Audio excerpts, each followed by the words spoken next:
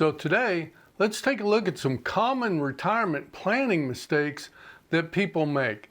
And I would say number one is just using the 4% rule and saying that's going to be my retirement plan. When I hit my 4% and it adds up to, the amount of money that I think I'm going to need annually, that's where I'm going to be and that's when I'm going to retire.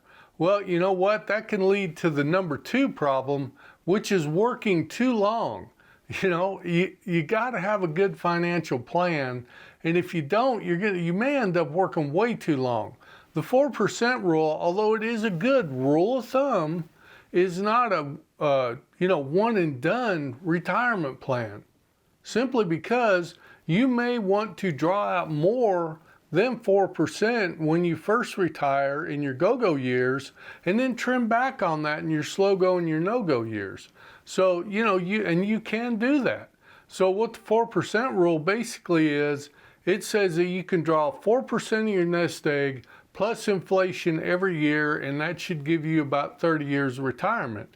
Just to give you an idea, if you have $500,000, that's about $20,000 for the first year. And, as you can tell, $20,000 isn't a lot of money, so you got to have a lot of 500,000s there, to probably reach your retirement funding goal. And like I say, number two is working too long, and then getting to that point and going to a financial advisor when you're 65 years old and them telling you, yeah, I don't know why you're still working. That happened to so many people that I work with. They just simply worked too long, and when they actually went out and got some professional advice, that was what they heard is, why are you still working? What, it makes no sense. You have plenty of money. You go ahead and retire today if you want to. And, a lot of guys, they'd come back to work and they'd say, my financial guy said to go ahead and retire. And a lot of us, we had a pretty good bonus structure. So, we'd wait until the end of the year when the bonus came around. And we'd normally stick around for that. But a lot of folks were like that because they waited way too long to go out and do an actual retirement plan. And if you don't want to do the planning yourself, go out and get a fee-only fiduciary financial advisor.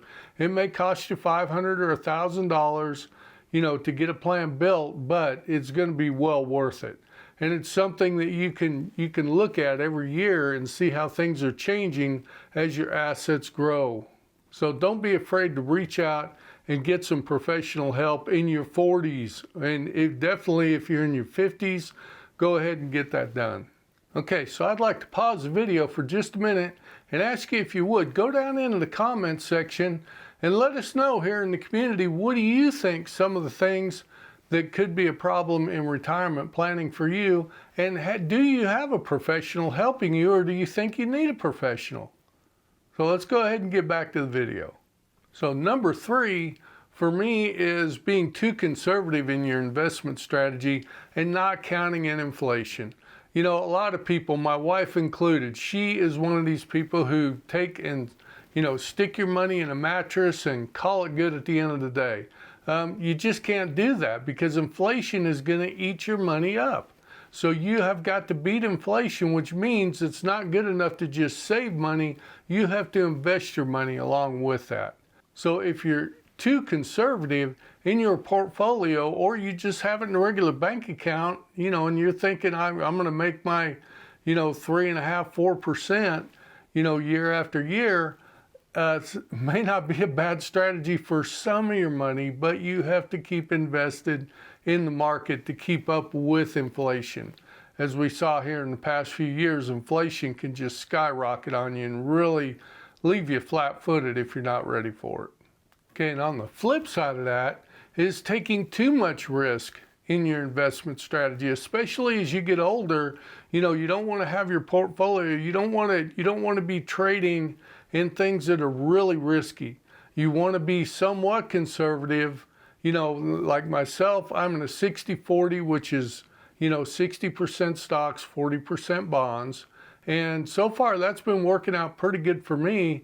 And I'm not saying that you can't take, 5% of your portfolio and put it on a flyer, I call them, something that could take off, but you could lose every dime you got in it. Going ahead and doing something like that with a small amount of your money might be okay. But you don't want to take and be too risky in your portfolio and end up losing years and years of, your hard-earned savings and investing. And, one of the things that I saw at work was people who were pretty close to each other. They were always trading tips on, stock investments and things like that. And the other thing they did, they stayed pretty heavily invested in our company stock, which wasn't a bad idea. If I'd have stayed in it, 100% throughout my whole working career, I would have been a lot better off than what I am now. But, I luckily work for a good company. So that could be a strategy for you. But listening to friends and neighbors and people who are, boy, I made a ton of money last week on this investment. Well, yeah, that's 1 week. That's a snapshot. That can be a real disaster for you. And I played that game a little bit. I'd take a little bit of money and put it on things that people were saying was good. And my problem is I would try to stick with normal investing, which is, let a good company grow and your money will grow with it. Well, a lot of these stocks, they're going to go up with the company and then they're going to go right back down. So you got to know when to kind of get out of that particular stock. So that's why day traders, people like that, some people can make a lot of money on the stock market, but remember, you're competing against computers and algorithms and things like that with your own brain, trying to figure out when's the best time to buy and when's the best time to sell. So you may be able to do it, you may be comfortable doing it. Me personally, I'm just not that comfortable with it. So this next one is one that I'm very guilty of, is, your contribution tax strategy. So, when I was working, I figured that I wanted my tax break now. So I put, everything into a traditional retirement savings account, which meant that all of my money is tax deferred until I retire. And, that ended up, it's not such a bad thing because I can do the Roth conversions now. And luckily the tax brackets haven't changed that much. I don't think I'm going to lose a whole lot when I do my Roth conversions as compared to if I had invested in a Roth account to begin with. But remember, you can only invest so much in a Roth account. Now, if you get into your upper 50s and 60s, you can invest quite a bit more. The rules are changing and they're allowing people to go ahead and play catch up in the Roth and traditional accounts. So I would suggest doing that if you're an older person and you're trying to play catch up. Do that as much as you can right now.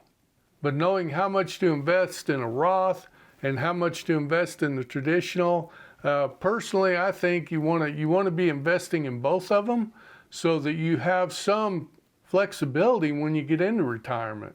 Like right now, see, I have to count all of my dollars and pay taxes on it, and like I can't afford.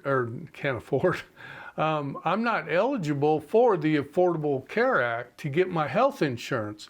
So I'm paying a lot in health insurance right now until I start doing some Roth conversions and get my tax bracket lowered to where I can go to the Affordable Care Act and get that insurance, and or when Medicare kicks in.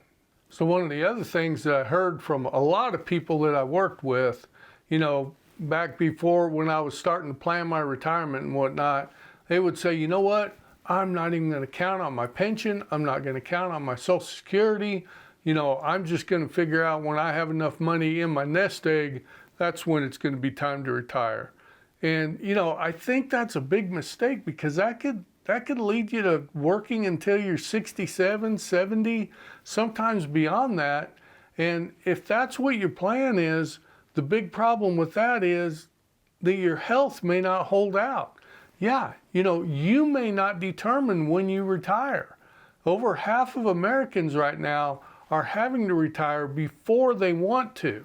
Yeah, so it's kind of a problem. You don't know how long your health is going to hold out for and how long you're going to be able to retire. You're not going to know how long you'll be able to work.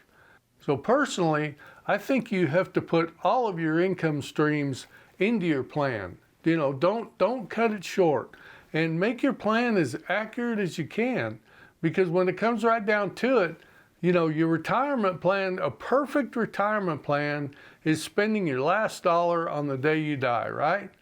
You know, I did some other videos where people are really astonished when they get into their 80s that they have so much money and wish they had spent more money when they were younger or retired early. So, you know what? I hope this video's helped you, and if it has, reach down and hit that like button and watch this video next.